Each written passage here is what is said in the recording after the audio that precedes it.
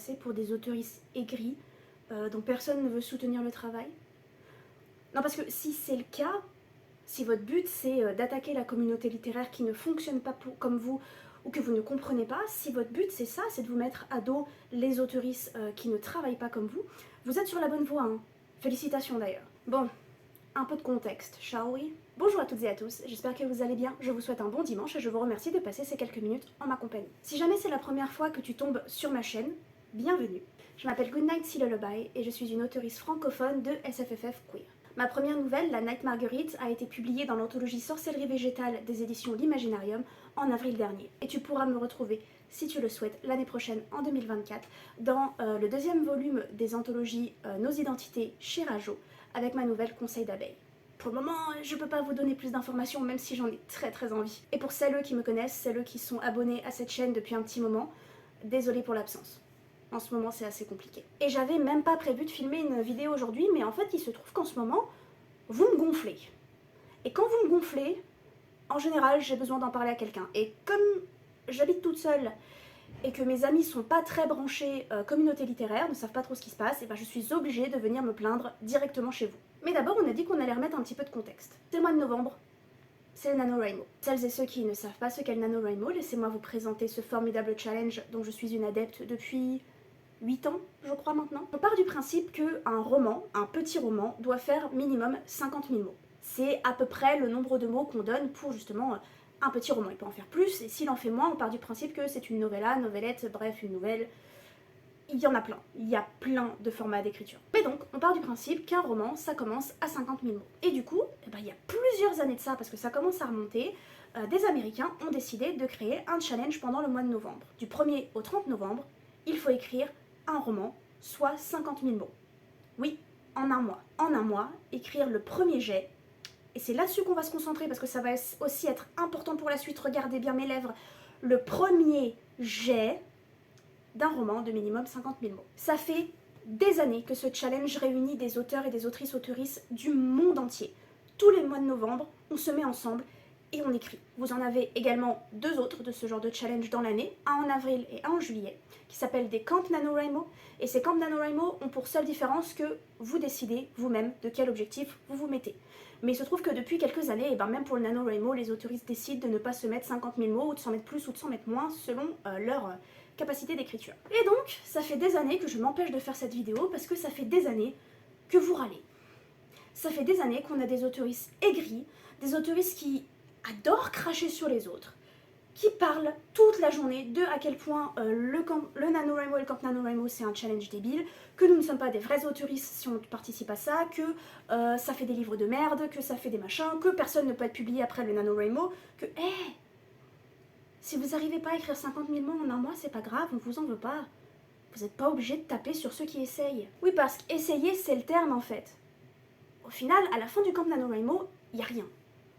Il y a des petites récompenses, mais honnêtement, à moins que le site ait changé depuis quelques années, parce que ça fait un moment que j'ai pas remporté le NaNoWriMo, c'est très facile de tricher et d'obtenir ces petites récompenses. N'importe qui peut le faire. Pendant le NaNoWriMo, vous devez rien à personne.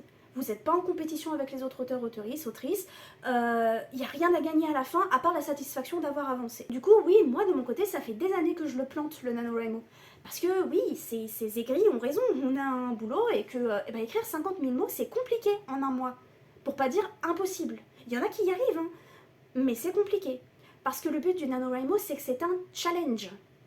Si c'est simple, ça ne sert à rien. Toute l'année, on vous dit de vous mettre des objectifs atteignables si jamais vous êtes du genre à vous mettre des objectifs. Parce que oui, aucune raison de se mettre la pression, on est juste là pour écrire et s'amuser. Et faire avancer notre travail. Mais le but du NaNoWriMo, c'est quand même un challenge. Si pour le NaNoWriMo, on vous met un objectif que vous êtes capable d'atteindre tous les mois ou en quelques jours, à quoi ça sert d'essayer? À quoi ça sert d'essayer de se dépasser? Donc du coup, on va répondre à ces gens aigris et surtout, on va retirer un peu la pression que vous mettez sur le dos avec le NaNoWriMo. Premièrement, si vous atteignez pas les 50 000 mots, personne ne va vous tomber dessus.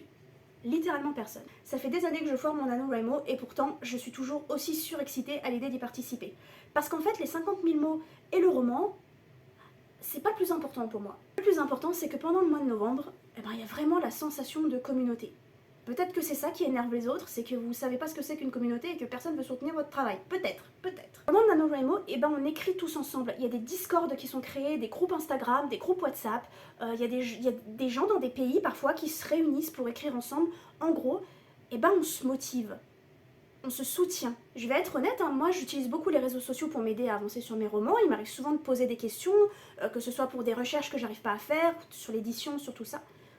Les moments où j'ai le plus de réponses à mes questions, c'est pendant le NaNoWriMo. Parce qu'en fait, il y a cette effervescence, il y a ce truc où on est là-dedans tous ensemble et on essaye tous ensemble. Il y a de très grandes chances pour que vous n'écriviez pas 50 000 mots au mois de novembre. C'est normal, parce qu'en fait, pour beaucoup d'entre vous, si vous êtes jeunes surtout, c'est le moment où vous passez vos partiels. Il y a pas mal de choses aussi. En novembre, on prépare par exemple le mois de décembre avec Noël et tout ça, donc même financièrement ça peut être compliqué. Nous au travail, moi je travaille en bibliothèque, oui, c'est encore la rentrée, on est encore en train de gérer pas mal de choses, c'est compliqué. Donc oui, à moins d'être au chômage, c'est compliqué d'atteindre les 50 000 mots. Et encore, quand j'étais au chômage, je ne les atteignais pas non plus. Mais même un mot, c'est une victoire. Parce qu'en fait, il y a plein de gens qui utilisent le NaNoWriMo pour se remettre dans le bain, pour se remettre dans l'écriture, parce que justement, il y a cette effervescence de tout le monde participe, tout le monde essaye de s'entraider. Et au final, même si vous en écrivez que 100, 500 pendant un mois, peut-être que c'était des mots que vous n'auriez pas écrits si ça n'avait pas été le NaNoWriMo, parce que vous avez eu besoin de ce coup de pouce, de ce coup de pied au derrière pour vous relancer. J'ai posé la question sur Twitter, ce que je fais souvent, de sur quoi vous travaillez pendant le NaNoWriMo, quels sont vos objectifs, de quoi vous avez peur, etc. Et vous êtes beaucoup à dire que ça fait très longtemps que vous n'aviez pas écrit et que vous espériez que le NaNoWriMo vous aide parce que vous sentez le soutien et toute cette ambiance. Il y a certaines d'entre vous qui ont dit qu'elles avaient besoin d'un objectif pour s'y mettre et que quand ils se mettent à un objectif elle-même, ça marche pas, alors que là, comme c'est un objectif commun, ça fonctionne, et du coup, il y a certains d'entre vous, vous écrivez des premiers jets uniquement pendant le NaNoWriMo et le camp NaNoWriMo, et le reste de l'année, vous ne travaillez pas sur vos romans, ou alors vous travaillez sur des réécritures. Il y a des tas de raisons qui font qu'on peut se lancer dans un NaNoWriMo. Il y a des enfants dans le couloir. Mais la raison principale, c'est que vous avez envie d'écrire votre putain de roman, ou votre projet, ou votre, je sais pas comment dire, votre recueil de nouvelles, vos poèmes, votre jeu vidéo, votre scénario, votre mémoire. Encore une fois, le NaNoWriMo et les camps nano, ce ne sont pas des compétitions. C'est simplement un rendez-vous dans l'année. Ce sont des auteurs, autrices, auteurisses qui décident de se réunir une fois par an, soit dans la vraie vie, soit virtuellement, pour bosser sur leur projet, pour faire avancer leur art. Comment vous pouvez être aussi aigri là-dessus, quoi? Je comprends pas. Si vous avez envie de tenter le NaNoWriMo, tentez le NaNoWriMo, personne vous arrête. Et si vous vous plantez, vous vous plantez. Ça sera pas la première fois dans votre carrière d'auteur, autrice, auteuriste, dans votre carrière d'artiste, dans votre carrière en règle générale, vous allez vous planter des milliers de fois. Donc autant se planter pendant le NaNoWriMo, au moins vous l'aurez vu venir. D'ailleurs, ça sert à rien de se mettre la pression.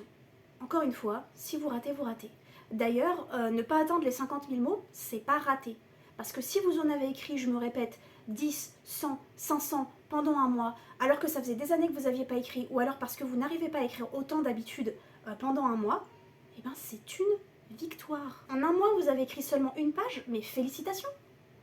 Félicitations, si vous ne vous étiez pas inscrit ou inscrite au NaNoWriMo, est-ce que vous l'auriez écrit cette page? Probablement que non. On dirait bien que ça avance, ce petit projet. D'ailleurs, on rappelle que c'est un premier jet.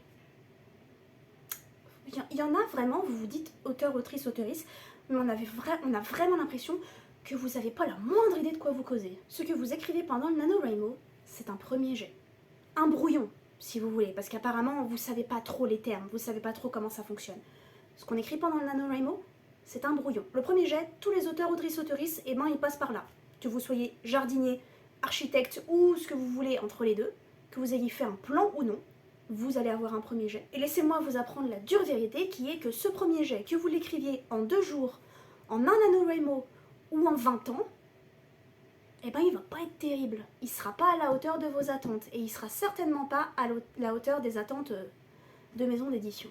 Parce qu'après ce premier jet, vient les réécritures. Si vous avez de la chance, vous en ferez qu'une. Moi, j'ai pas de chance. Il peut y avoir des bêta-lectures et des alpha-lectures, et une fois que votre texte sera fait et que vous l'enverrez en maison d'édition, s'il est accepté par une maison d'édition, laissez-moi vous dire qu'il y a de très grandes chances pour que cette maison d'édition vous le défonce, et que vous refassiez une réécriture, avant d'avoir le projet terminé.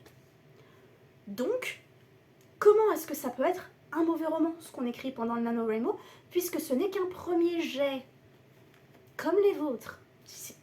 calmez-vous, calmons-nous un peu, je me calme, on va se calmer, tout le monde se calme. Je peux vous donner qu'un seul exemple, hein. Le mien, mon expérience, on va parler de moi un petit peu, mais actuellement le roman sur lequel je travaille, alors que je n'ai pas écrit pendant un NaNoWriMo, hein, c'est bien vrai, mais on en est à la 4e version quand même. C'est la 4e réécriture, et cette 4e réécriture, elle est complètement différente de la 3e, qui était complètement différente de la 2e, qui était complètement différente de la 1re, laissez-moi vous le dire. Nos textes grandissent en fait au fil des réécritures jusqu'à ce qu'on en soit content, jusqu'à ce qu'on soit d'accord et en accord avec notre projet, jusqu'à ce qu'on l'envoie en maison d'édition si c'est ce qu'on souhaite faire ou qu'on se fasse auto-éditer.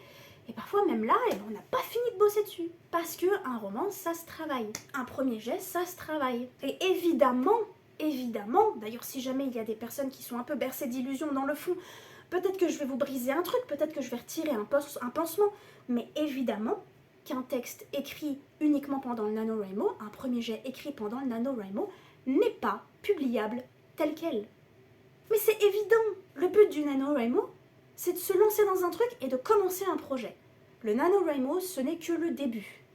Ensuite, vous ferez une réécriture, une relecture, peut-être une bêta-lecture, peut-être une alpha-lecture. Bref, votre roman, il est qu'au début de sa vie, si vous le commencez pendant le NaNoWriMo. Et d'ailleurs, il y a des tas de romans qui ont été écrits pendant le NaNoWriMo et qui ont été publiés. Du coup, je vais vous faire passer sûrement des couvertures là sur le côté. On va rendre à César ce qui est à César. Moi, ces livres-là, je ne savais pas qu'ils avaient été écrits pendant le NaNoWriMo. C'est en discutant avec Maëlle Desarts, Ladies Writing et Bleu N. Désolée pour les deux dernières, je ne connais pas vos noms de famille ou vos noms de plumes. C'est en discutant avec ces autrices que j'ai appris que ces livres-là avaient été écrits pendant le NaNoWriMo. Et il y en a certains, c'est pas un petit bouquin que vous avez acheté à l'aéroport, quoi. C'est des best-sellers, en fait. Certains ont été adaptés en film. Certains ont fait le tour du monde et ont été traduits. Et je peux vous parler que de ma propre expérience, mais ma nouvelle, La Night Marguerite, écrite pour l'anthologie Sorcellerie végétale, publiée chez les éditions Imaginarium, je vais réussir à former une phrase, elle a été écrite pendant le NaNoWriMo. C'est dingue, non? C'est dingue. Le roman que je suis en train d'écrire actuellement, qui en est à sa 4e réécriture avec une alpha lectrice, et que j'espère voir un jour être publié en maison d'édition, et que je vais faire de mon mieux pour qu'il soit publié en maison d'édition, il aura été écrit ou réécrit pendant un NaNoWriMo. Et dans le fond, est-ce qu'on n'en a pas un peu rien à foutre? Parce qu'en soi, le NaNoWriMo, c'est qu'une méthode comme une autre. C'est le fait qu'on ait décidé de se mettre un objectif et d'écrire tous ensemble. Vous savez, vos auteurs, autrices, autoristes favoris, pour beaucoup, vous savez pas du tout comment ils bossent. Hein. Si ça se trouve, le bouquin que vous êtes en train de lire, votre bouquin préféré, il a été écrit en 2 semaines. Ou en 20 ans. Vous en savez rien.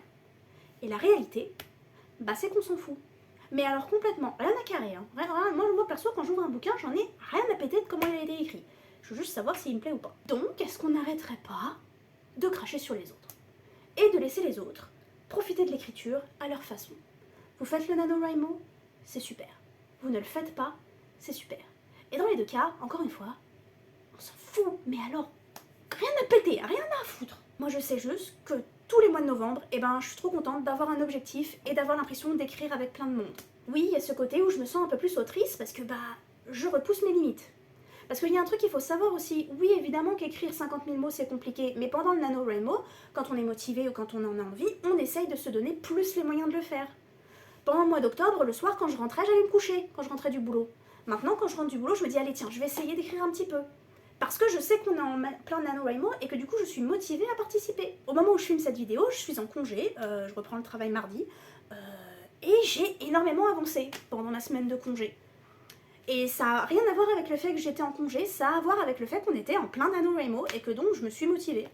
Parce que d'habitude, pendant mes semaines de congé, je fous pas grand chose. J'écris un petit peu, mais je joue aussi beaucoup aux jeux vidéo, je filme beaucoup de vidéos pour cette chaîne, je filme beaucoup de vidéos pour ma chaîne gaming, je fais des posts Insta, je sors, je vais à la bibliothèque, et là j'ai rien fait de tout ça, je n'ai fait que écrire pendant une semaine. Et sachez que ça m'a fait plaisir, parce que si ça ne m'avait pas plu, je l'aurais pas fait. Foutez la paix à ceux qui participent au NaNoWriMo. Si vous voulez écrire tout seul dans votre coin, écrivez tout seul dans votre coin. Il n'y a pas de mal à ça.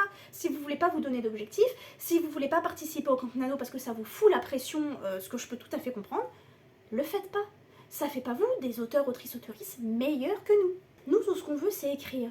Écrire à notre façon, et apparemment, c'est ce que vous voulez aussi. Du coup, est-ce que vous pourriez faire ça en fermant vos bouches? Ou en arrêtant de tweeter, en tout cas. Arrêtez de tweeter. surtout si c'est pour sortir des conneries pareilles.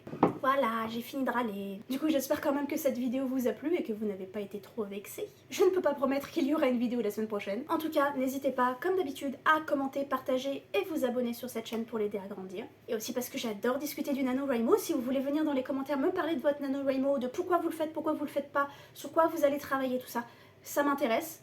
Venez me raconter vos histoires, j'adore en savoir plus sur vos romans, sur votre façon d'écrire, parce que moi en fait, j'aime bien quand vous écrivez. Ça me donne de l'espoir pour la nouvelle génération littéraire. Écrivez, peu importe comment vous le faites, et venez m'en parler. Je vous dis à dimanche prochain, ou en tout cas à un prochain dimanche, peut-être pas celui qui arrive, j'en sais rien. Prenez soin de vous, c'est vraiment important, prenez soin de vos romans. Merci d'avoir passé ces quelques minutes en ma compagnie. Et je vous embrasse.